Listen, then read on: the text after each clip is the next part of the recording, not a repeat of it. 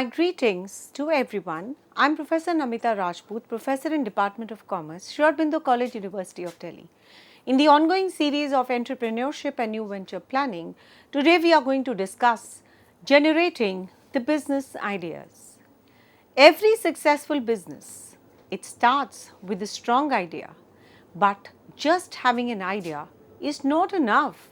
It needs to be carefully analyzed. It needs to be carefully planned. It needs to be in context with the real world problems and in the real world context.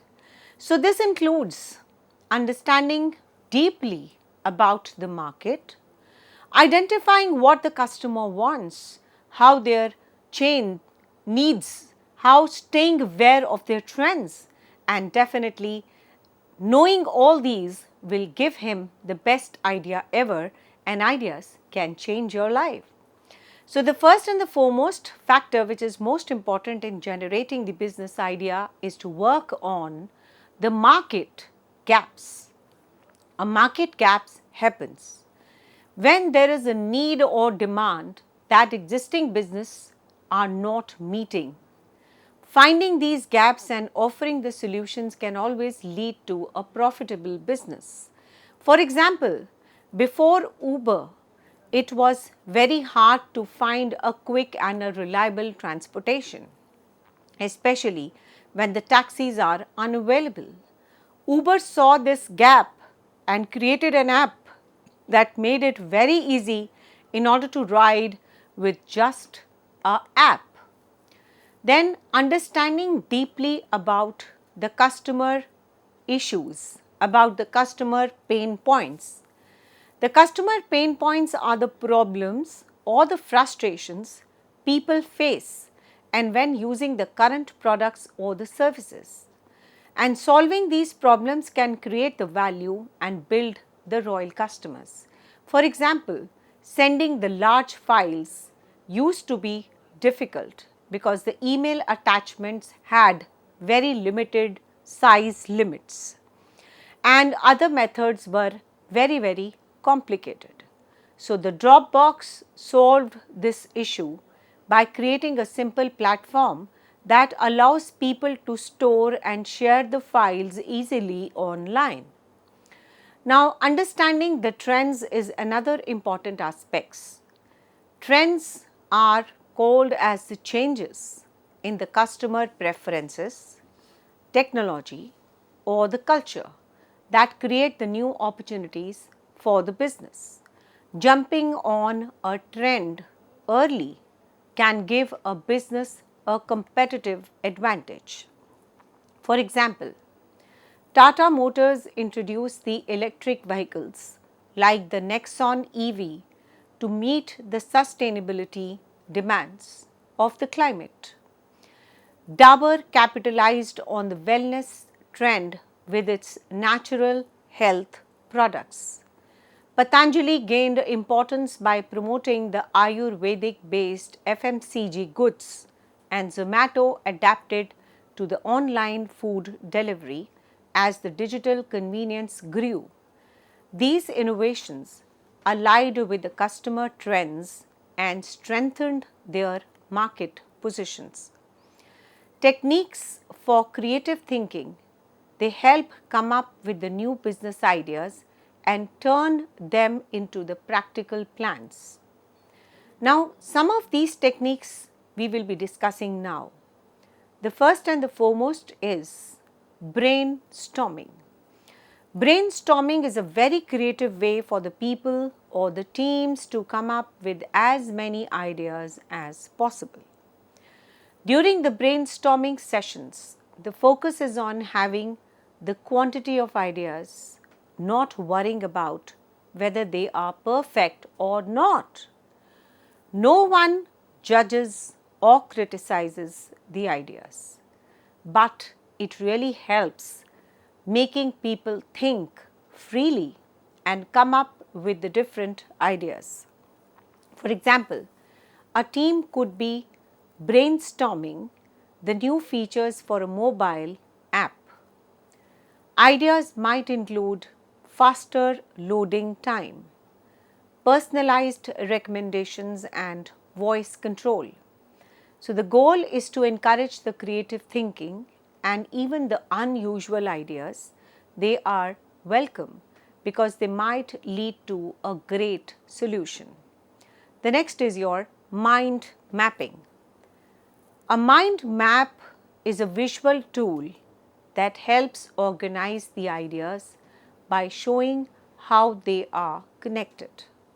It starts with the central idea in the middle and branches are drawn to the related concepts, forming a tree-like structure. This method helps in organizing and expanding the thoughts. For example, if planning to start a sustainable fashion business, the mind map might begin with a sustainable fashion in this center. Branches would lead to ideas like eco-friendly material, ethical labor and recycling, with further details under the each branch like specific material or waste reducing method. The mind map creates a very clear picture of all the ideas linked to the main topic. Now, the next technique for idea generation is the scamper technique. Scamper is a checklist based idea generation method that helps improve or create the new products or the services by asking the specific questions. Scamper stands for substitute, combine, adapt, modify and put to another use, eliminate and rearrange. So, this scamper is the beautiful example for techniques of idea generation. For example, to improve a reusable water bottle, one could substitute the material with bamboo, combine it with a filter, adapt the features from the sports bottles, modify the shape to fit the bags better, put it to another use as a mini thermos, eliminate the plastic packaging, rearrange the cap for earlier use. So, this particular techniques helps spark the new possibilities by asking what if questions, reverse thinking. Next is your reverse thinking, which encourages people to consider the opposite of what is expected. Instead of thinking about how to attract the customers, one might ask how we can lose customers. This unusual perspective can really help identify the overlooked risk and reveal the innovative solutions. For example, if a cafe asks, how can we make the customers uncomfortable? The answers like slow service, limited sitting will help them brainstorming the ways to do the opposite, like improving the service, speed and increasing the comfort. The next important aspect of increasing the ideas generation is the role playing. Role playing puts the person in someone else's shoes, like a customer, investor, competitor, to better understand their needs and behavior. By imaging themselves as different stakeholders, entrepreneurs can come up with the new ideas that directly addresses the specific viewpoints. For example, thinking like a parent might help someone design a safer app for the children. Then we have another strategy for idea generation technique is a blue ocean strategy. This technique focuses on creating the new market spaces, that is a blue ocean, instead of competing in an existing saturated market, that is a red ocean. It involves finding uncontested demand and making the competition irrelevant. For example, the Cirque du Soleil created a new form of entertainment that combined the circus and the theatre, avoiding the direct competition with the traditional circus. Next is your observation and the field study. Now, sometimes simply observing how people observe and how they think, and sometimes simply observing how people use the products or go about their daily routines can actually inspire the new business ideas. Watching the customer behavior in the stores, listening to the complaints or the social media can actually reveal the unmet needs. For instance, seeing people struggle with the tangled headphones led to the creation of the wireless earbuds. Next we have is the customer feedback and the surveys. Then talking to potential customers or using the surveys can reveal what people really want or what frustrates them about the existing solutions. Now, this techniques ground idea generation in the real needs. For instance, if many users complained about the complexity of the photo editing apps, a new business idea could be building a simpler, beginner friendly version. Many users complained about the complexity of the photo editing apps. A new business idea could be building a simpler and the beginner friendly version. Next technique for the idea generation is a SWOT analysis. SWOT analysis is all about strength, weakness, opportunity and threat.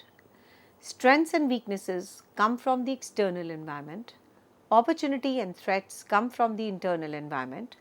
And when we do an analysis of the SWOT, it is a tool which is used to evaluate a business idea by looking at four important areas, that is, what are the strengths and what are the weaknesses, which I already mentioned, they are internal.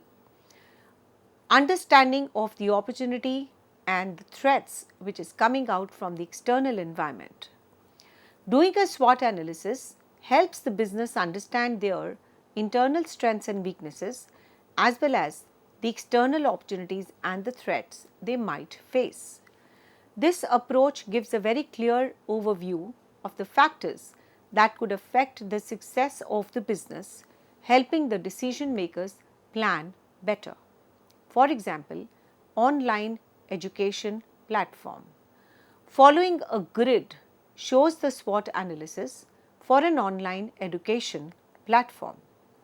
So, strengths and the weaknesses, when you talk about this particular grid, that is, on one hand we write the internal strengths and the weaknesses, and on the other grid we write the opportunities and the threats.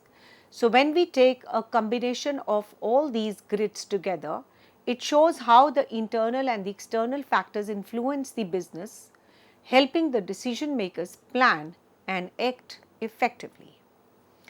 Now, once you have generated the business ideas, the factors, the techniques what we have discussed, they are not comprehensive, yet they are vital.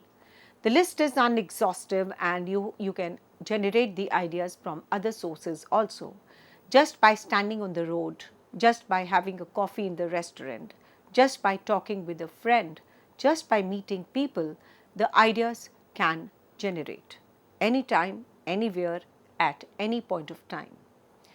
Now, the most vital part what we are going to discuss now is about the screening and evaluating these ideas, because the ideas which you have generated, some will be practical, some will be validated, some are not practical, and simply it cannot be converted into a reality at all. So, that is why the most important aspect what we have to see is the screening and evaluating the business ideas what you have created. Having ideas is not enough. They must be carefully checked to see if they are practical, affordable, and likely to succeed or not. This helps focusing on the ideas can realistically turn into successful business. So, we will be discussing the factors in selecting the feasibility of the business ideas what we have seen as of now. The first and the foremost thing what we see is the market demand. The business needs to understand if there is a demand for the product or the service.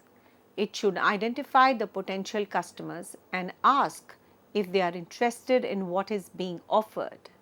Survey, interview can really help gather the information about the customer preferences. The business studies, that is the competition. The business studies if the market is crowded with the similar products or the services. It should identify what makes the product unique and how it stands out from the competitors. The next important aspect for the validation of the business idea is the cost and the resources. It shall calculate how much money, time, resources are required to start and run the business.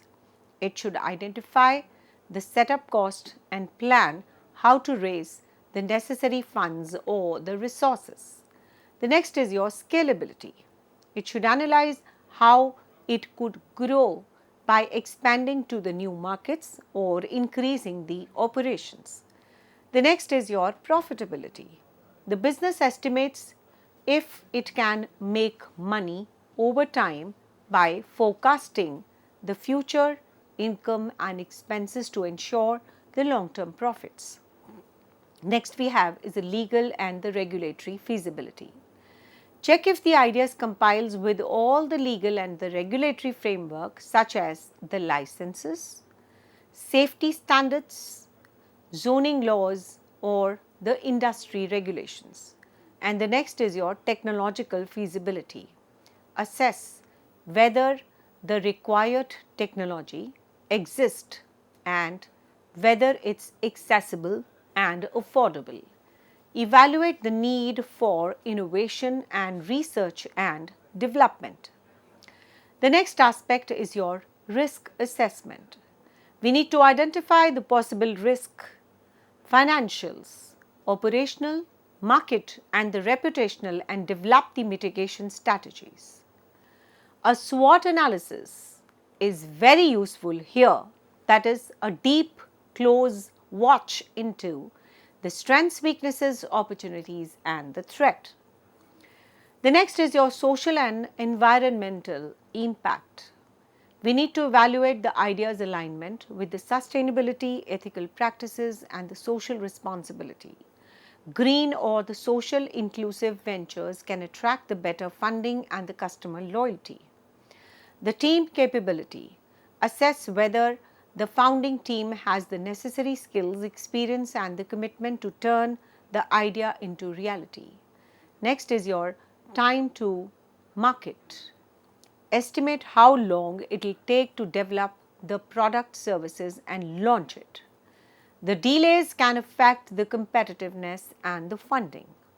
The next we have is the customer accessibility. Check how easily the customers or the service through online platforms, retail locations, delivery, etc. and the convenience impact sales. The next important aspect as far as the screening and evaluating the business ideas are concerned is your exit strategy. For investors and the founders alike, having a potential exit strategy, that is IPO, acquisition, selling shares, is important for long-term planning. Now coming on to a very important aspect, that is the team building in entrepreneurship. Team building is important for entrepreneurial success as it promotes the collaboration, innovation, commitment among the team members. For the entrepreneurs, building an effective team is essential for transforming the ideas into actionable plans and achieving the business objectives. A strong team can navigate the challenges, drive the growth and create a positive work environment, contributing to the success of the entrepreneurial ventures. Effective teamwork ensures that the tasks are completed efficiently and creatively, while fostering a culture of mutual support and the shared responsibility. By enhancing the profit and the problem solving capabilities, boosting the productivity and strengthening the organization foundation, a well built team becomes indispensable asset for the entrepreneurial asset. So, the team building is an indispensable part of entrepreneurship. A strong, cohesive team can drive the innovation, overcome the challenges, and achieve the goals of the entrepreneurial ventures. So, we'll be talking about the following measures which will help the entrepreneurs building the team that are very effective and integral part of the growth and success of the business. The first is your optimal team size. Maintaining a moderate team size, ideally between 5 to 10 members, allows for better communication and collaboration. In entrepreneurial ventures, whether the resources are often limited, small cohesive teams are more agile and effective in tackling the challenges. Then we have is a diverse skill sets. A startup needs a mix of skills to grow and succeed, including the technical skills to build the products, marketing skills to reach the customers, financial skills to manage the budget, and operational skills to keep things running smoothly. A balanced team covers all the key areas of the business. For example, in a tech startup, a coder handles the technical work, a marketer connects with the customer, and the finance manager oversees the budget. Then we have the defined roles and responsibilities. Clearly defined, each team member role ensures this accountability and eliminates the confusion when everyone knows their responsibilities. It becomes easier to work cohesively towards the venture objectives. We have open communications. Honest and transparent communication is very vital for entrepreneurial teams. It builds the trust, ensures the decision making, and fosters an environment where the ideas can be shared freely. Entrepreneurs should encourage the active participation and regular feedback with their teams. Then we have a shared vision and the goals. Setting clear, smart goals that is specific, measurable, achievable, realistic, and time bound.